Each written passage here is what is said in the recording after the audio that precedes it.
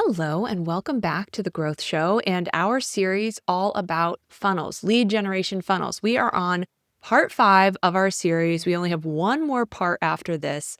So, this section today is going to be all about how to tell if your funnel is working and what to fix if it isn't. Obviously, measurement and assessment is a very important part of the conversation when it comes to any kind of marketing strategy in our business. But also, I wanted to include it in this series specifically because I've had practitioners approach me and tell me things like, hey, I have a funnel and it's quote unquote not working. And either they're not looking at the specifics of what actually makes a funnel successful, or they're making that call too early. They're deciding that funnel is not working and they're saying, okay, it's done. I got to move on to something else. Because usually what happens though, when I dig in and look at things, I can usually spot a few things where a tweak here or there is really all that's needed. And it's not about throwing out the whole funnel or strategy. It's really about breaking down the different pieces and seeing which part specifically is broken and then working to fix just that and then seeing how it goes. Now, before we dive in, last episode, I shared about our new funnel service that I'm very excited about. This is where we build the whole thing for you, the entire lead gen funnel for you. And we are getting it right for you from the get-go, okay? We're doing it for you. And right now you can get it at a great introductory price, but you do have to act soon. We only have 6 spots available at this price to have your entire funnel written, designed, and set up for you for just $12.97. So you can go to whitneybateson.com/DFY funnel for done for you funnel to get all the details. You can sign up right away, or you can book a quick call with me to chat before you move forward. Now, I have one other announcement. I am going to be hosting a free open house on June 18th. That's Thursday the 18th at 12 p.m. Eastern. This is going to be a live call where I'm going to be walking through the done for you offer and show you examples of what we actually build, what we actually do, answer any questions that you have about that specific service. But I'm also opening that call up for just general funnel questions as well. This is one of those open coaching call opportunities. If you've been on my list for a while, I like to just sometimes have a call and we just chat and you submit your questions and then we talk through it. So if you've been working through this series and you have something specific that you are getting stuck on, bring that to the call. We are going to have time to get into it and talk through it together. So you can grab your spot for that. The link is in the show notes, or you can go to whitneybateson.com/funnel open house to submit your question and get reserved for that. Okay, let's get into how to measure what's working or not working in your funnel and how to fix it. Now, the most common mistake I see is someone just setting it up and saying, okay, I hope this works, with no actual plan to look at anything in any detail to actually see if it's going to work. Funnels are not a set it and forget it magic button, and they're also not a mystery though. They are a system, and systems have measurable parts and pieces. Something is either working or it's not, and the numbers will tell you which is the case. But you need to create data in order to assess what's working. You can't just wait for it to come and just hope that it's going to be there. Because that's the other mistake I see, is quitting too early. Most practitioners will judge their funnel after 10 to 15 opt-ins maybe. That is really not enough data to draw any conclusion about anything. I would aim for at least 50 people through your funnel before you start making changes. Otherwise, you're really just reacting to a few data points rather than a common theme or signal that is maybe telling you a trend. So what we want to do is drive traffic to our funnel so that we can get those 50 subscribers as quickly as possible. Not 3 months from now, but as quickly as possible. So that's what our next and final part of this series is going to be about. It's going to be about driving traffic to your funnel. But for now, assume that you are going to be getting people through your funnel, and your job is to monitor how things go and adjust based on what. And the sooner that you can get this data, the sooner you can adjust things so that the funnel is really actually bringing you more business, not just again, like noise and people coming in and nothing ever happening. But before we talk about where to look for problems in your funnel, let's talk about what quote unquote working actually means for a funnel like this, for a lead generation funnel. Now, because this is a lead generation funnel and not a sales funnel, we are not looking at sales right away. We are not assessing the success of this funnel based off of sales alone. Sales is really a lagging indicator here, and it takes time to actually see the sales come in from a lead gen funnel. So what we're really tracking is the health of each stage of the funnel so that you know whether to be patient or whether something actually needs fixing. So I would track 5 numbers. I'm going to talk through what those numbers are. And I want you to think about them in 2 different tiers, the leading indicators and the lagging indicators. Now, what do I mean by that? Analogy here, think about it like your patient's health. Their daily habits, what they're doing every day, what they're eating, how much they're sleeping, how much they're moving, all of that. Those are leading indicators. You can see them and you can change them today. You can get that result pretty quickly or get that data point pretty quickly and change it. Whereas their lab results 3 months from now, that's the lagging indicator. It's going to reflect what they did back then, but you can't fix a lab result directly today. You fix the habits that produce that. So for your funnel, we want to look at what we can change right now and in the long run, assess how well our funnel produced more clients. So these are related, but they are looked at in different ways. All right, so let's talk through the two types here. So we've got the leading indicators. We have 3 different numbers to look at. And then in the second tier, we have the lagging indicators and we have 2 numbers to look at there. So what I would recommend doing is checking these 3 numbers monthly for your leading indicators about the health of your funnel and how it's working. First off, new subscribers. Is your list actually growing? Is the funnel actually getting people coming into it? Even if it's slowly, if you have ads running and you're not getting opt-ins, something is broken at the top of the funnel. And we are going to be talking about how to assess whether this is good or bad and what to fix. So I'm not going to go into those details yet for this, but I want to go over the numbers. So first off, we want to be tracking new subscribers. Then we want to be looking at email open rate. Are people engaging with you after they opt in? For your types of businesses like health and wellness practices and service providers, a healthy open rate is roughly 30 to 45%.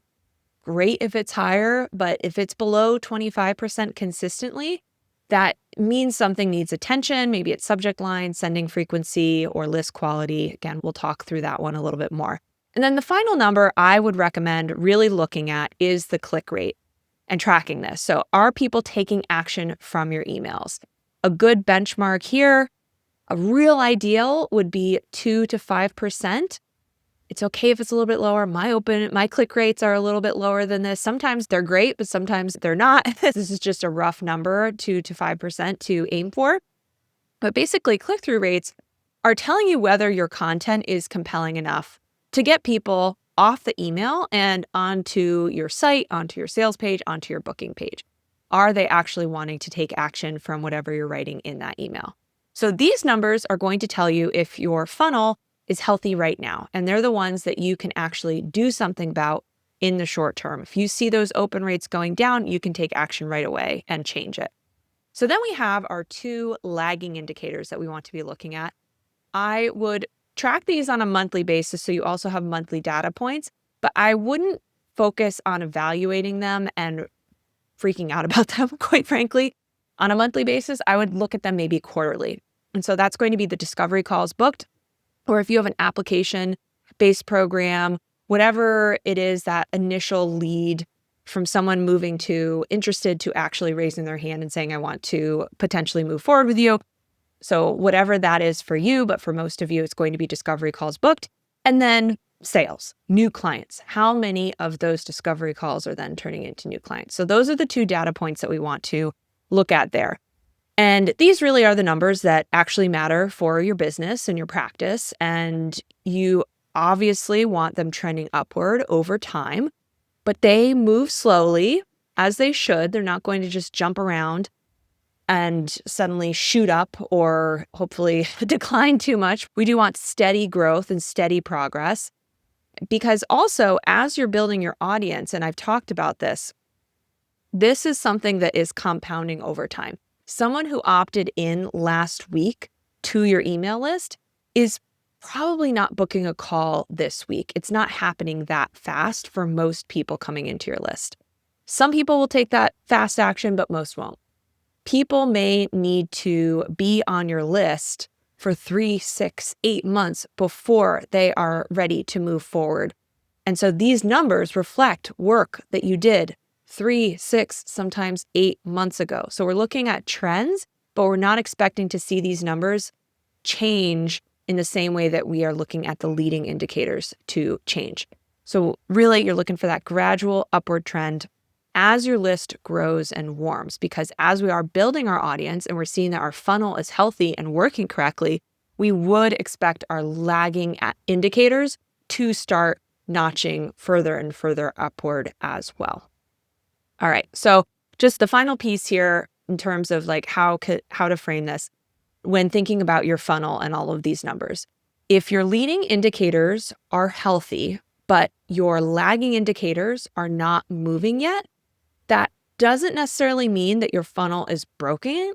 It's just a funnel that needs a bit more time, because if it's showing health and success and people are clicking and engaging and opting in and it's growing, there just might need to be more time. Every business and every offer, frankly, is different in terms of the typical time a client needs to be on your list and how much time they need to get touch points from you and all of that before they're ready to move forward. So it could be for you, the average is 3 months, could be 2 months, could be 6 months, could be a year and a half. Everyone's a little bit different. But if your leading indicators are off, those ones that we can change today, that is your signal to dig in, because those are the things that you can fix right now. And you don't need a fancy dashboard or system to track this at all. Just even a simple Google sheet or Notion table or anything to just put these 5 numbers. It's just 5 numbers that you can pull from whatever tools you have to count this up. So we're looking at new subscribers. What's the difference from what your list was at the beginning of the month to the end of the month? How many new subscribers did you get? Actually, I would really count the new subscribers. I wouldn't look at the net subscriber count, because we are going to have unsubscribes. I actually want to know how many new people you added to your list that month. Then your open rate, your average open rate, which most tools will give you that. Or you can just look at, if you have this welcome sequence, you can be looking at what's the open rate on those emails. Or if you sent 2 emails in that month, what was the average open rate? So every platform is a little bit different, but I would be trying, if possible, to just see how that open rate is changing. It doesn't necessarily have to be like for the month, what were the open rates on these emails in this month? But obviously, as you add more emails and you email more over time, your average open rate will adjust based on what's happening. And so we do want to see that continuing to go up. Same with the click-through rate. But it is good to dig in and look at, okay, how did the emails do this month? How are these numbers in my funnel doing? So I think there's this combination of what's the welcome sequence doing? What are the emails doing in the welcome sequence? And then what are your typical broadcast emails that you're just sending to your entire list after someone leaves your welcome sequence? What's happening with those numbers as well?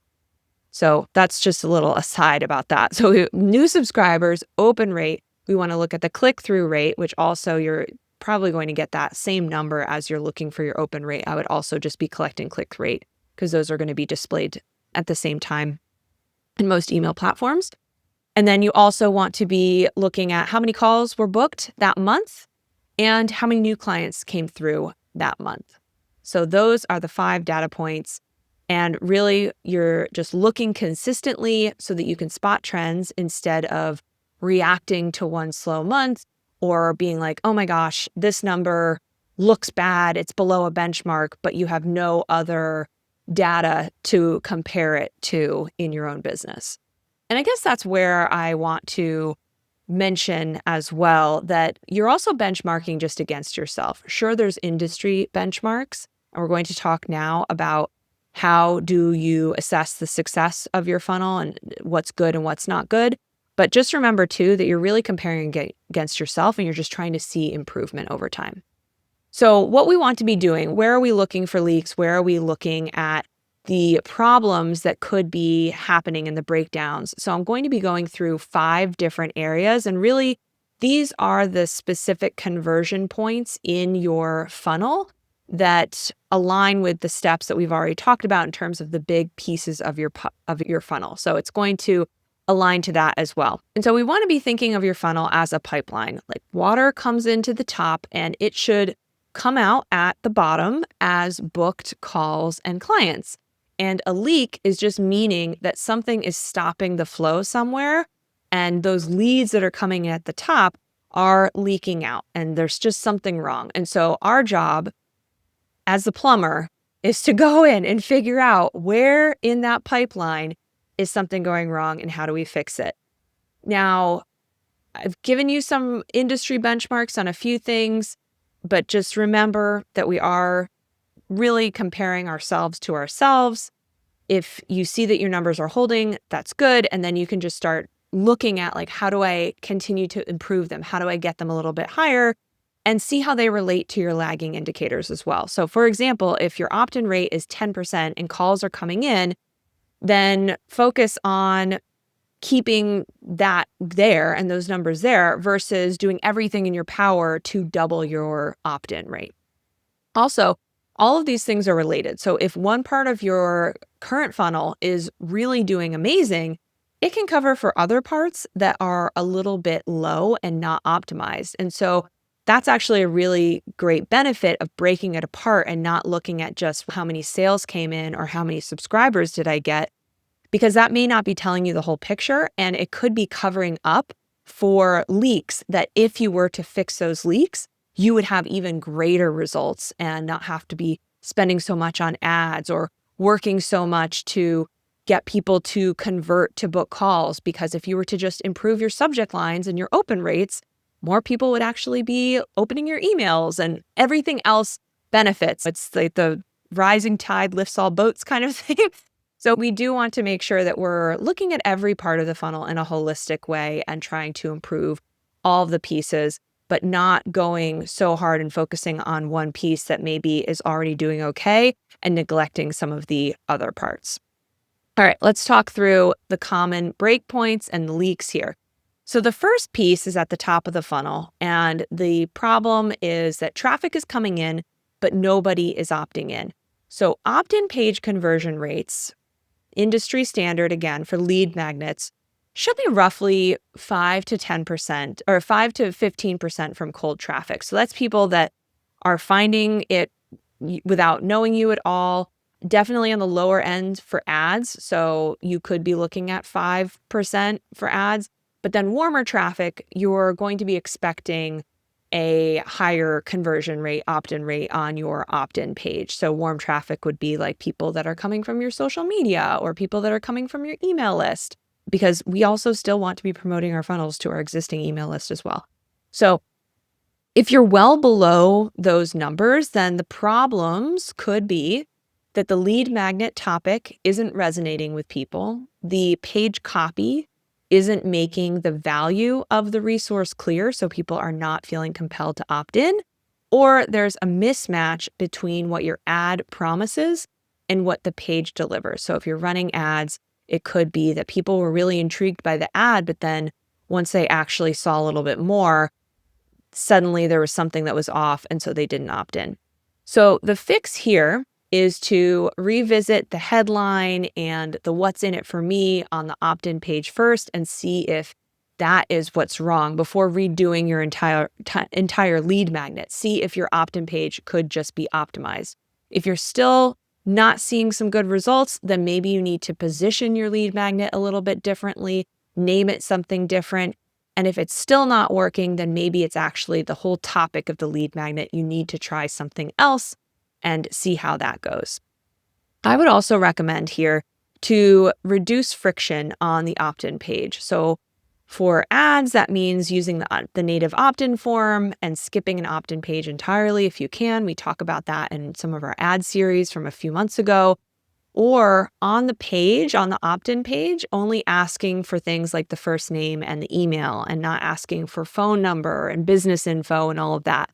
Especially if conversions on that page are low, we don't want to be giving people a reason to second guess, do I really want this? I don't know that I want to give my email or my phone number. Are they going to start texting me? All that kind of stuff.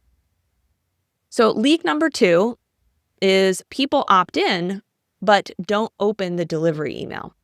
So this is almost always a subject line problem, or your email is going to spam. So you do want to be checking deliverability of that email. Do that. If it's a tech issue, then we want to fix that. Most email platforms will flag this and let you know if something's going on, or you can see the deliverability stats in that email. If all of that stuff is fine, then I would test a more direct subject line, something that makes it obvious that what they're getting right now, this is your resource. So definitely lead with the goods. Say your freebie name is here. Put that right in the title. Here's the guide you just requested, whatever. That is going to outperform clever every time on a delivery email. Be direct, don't be cute.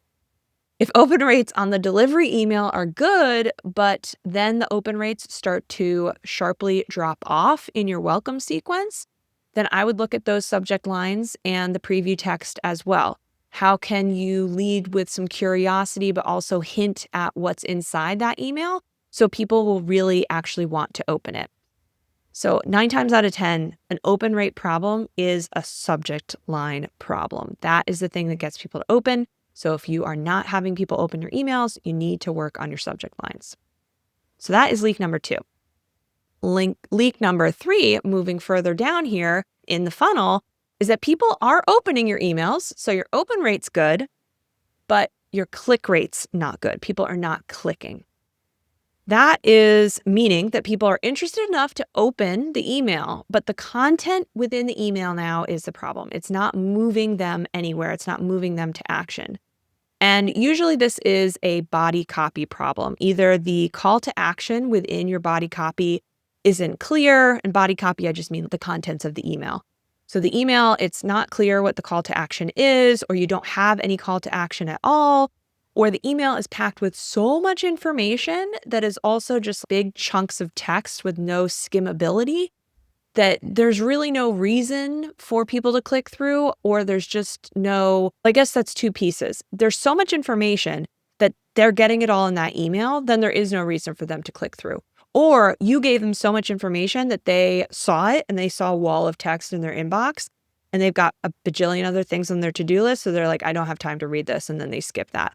So either way, a lot of text and having something not be skimmable is going to generally cause people to tune you out and not take action.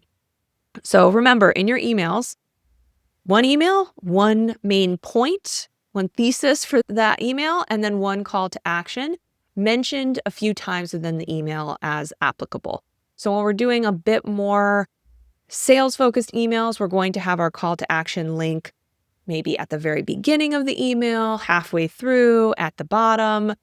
In our welcome sequence, we're not pushing sales as much, so I don't think you need to be going as hard, but I definitely wouldn't wait until the very end of the email to give a link to someone. So especially when you're delivering the guide, obviously you want to have that button very prominent in the email and have that early on.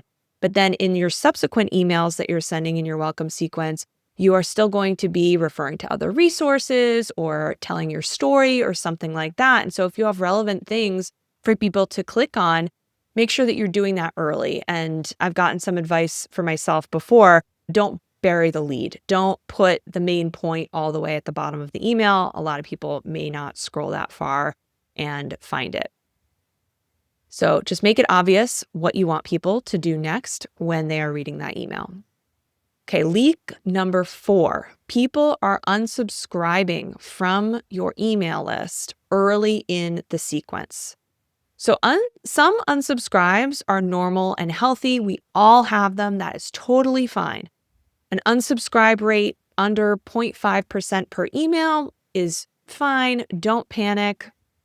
Don't worry that people don't like you or whatever. That's just the way it is. If the unsubscribe rate is higher than that and early in your welcome sequence too, before people have even gotten very many emails from you, it's usually an alignment problem. The people downloading your freebie aren't actually the right fit for what comes next, or the tone of your emails feels very different from what they were expecting. So the fix here is to go back to your freebie and your opt-in copy and maybe your ad copy as well. Are you attracting the right people? Does the welcome sequence feel like a natural continuation from what they are getting in that lead magnet? We've talked about that relationship in the lead magnet episode as well, but we also just don't want it to feel like whiplash, that there was some kind of tone or positioning in your ad or in your lead magnet on the opt-in page, and then suddenly all of your emails feel like they're written by a completely different person, or they're suddenly talking about things that are not really connected to the lead magnet. So we really want to have that continuity, because then people are going to feel like they're in the right place. Okay, final leak that could be happening. We are getting now to the very bottom of the funnel where the action happens.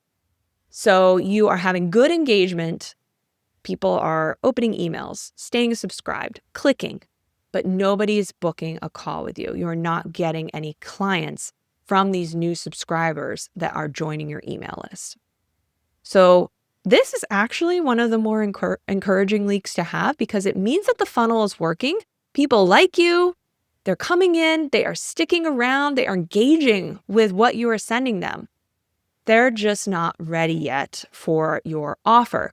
There are 3 possible causes of this here. Your lead magnet didn't lead to your services, so it was nice info, but it didn't prepare subscribers to want or need your services. So go back to the episode talking about lead magnets. Or your services page isn't doing enough work to convert warm leads into taking action. Or finally, people just need more time, and that's normal too. Now, think about it this way. The lead magnet is qualifying people into your world. It is attracting people who actually need help with what you do. So that's that first step, and that potential area that could be the problem if it's not aligned correctly. And then the welcome sequence is planting the seed. It's, okay, we've got the people attracted. Now we're planting the seed with the welcome sequence. And then your ongoing emails after they leave that welcome sequence, water that seed and nurture that seed. We know that not everyone that goes through our welcome sequence is immediately going to book a call. That seed, it's just a little germinating zygote. And it needs more time. So some people need the 3 months to 8 months, whatever. So the funnel and the subsequent regular emails that you send makes that timeline sustainable, though, over time, because you're not manually following up with everyone, and it is automated, and you're growing it all the time so that you're having new people coming in every month, so that by the time month 3 rolls around, you have 3 times the amount of people that have been warming up and all of that. So we want to be growing our email list all the time, because we know people need time, and it's okay planting our crops so that we can have a harvest every single month, rather than, okay, let's wait and plant them all together and then maybe it's too much, or whatever the case may be. All right, I'll stop with the analogies. So the fix here is to go back and look at your lead magnet. Like I mentioned, re-listen to part 3 of the series if you need to. And then make sure that your services page is fully selling how you can help, and it has a clear call to action, has some social proof. And then keep emailing consistently after the sequence ends. That's where a lot of the actual conversions happen, in those emails after the welcome sequence is done. All right, so that is how you assess your funnel, not by guessing, not by waiting, but by knowing exactly where to look and what each number is telling you, and how to fix it based off of what the data is telling you. Now, if you've been listening to this series and thinking, I want this, but I just want someone to do it for me, just want to remind you one more time, that option exists for you now. My team and I are building done-for-you funnels for nutrition and therapists and health practitioners right now at an intro price of $12.97 for our first 6 builds. And that package includes everything. We are coming up with the topic for your lead magnet and drafting it, getting your input on it to make sure that it's accurate and reflects how you actually counsel and coach people. So we're writing that, then we are designing it in Canva and exporting it into a PDF, and we're creating the opt-in page for it. We're writing the welcome sequence, getting that all set up in your email provider so that you don't have to be doing any of that. And we are also on top of that driving traffic to that new funnel with a live Facebook and Instagram ad campaign. So all of that is what you get when you book one of these slots. And the price right now is $12.97. This is the lowest that it's going to be. After those 6 slots are gone, the price is going to go up. So you can learn more about it and claim your spot at whitneybateson.com/DFY funnel. And remember, there is an option to book a call with me if you'd like to chat before you move ahead. And final reminder too, on June 18th, I'm hosting a live open house where you can learn all about this service and ask me any question that you have about funnels. So if you want to follow today's episode and go look at your own funnel and then bring your findings to the call so that I can give you some advice on what to fix, what might be broken, where to prioritize, I would be more than happy to do that with you on the call. So just register at whitneybateson.com/funnel open house. It's live at 12 p.m. Eastern. If you can't make it live, we will be sending out the recording. So do register and submit your question either way. All right. Thanks so much for listening, and I will see you in the next episode.